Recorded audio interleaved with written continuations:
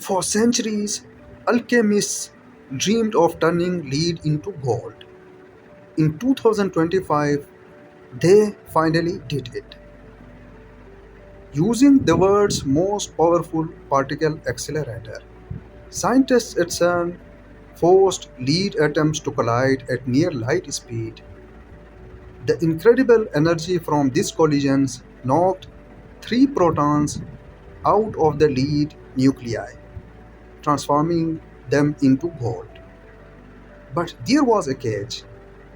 This dream gold lasted for just a fraction of a second and weighed almost nothing, about 29 picograms.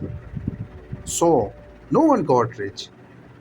But for the first time in history, we directly observed lead transforming into gold, proving an ancient dream is a modern scientific reality.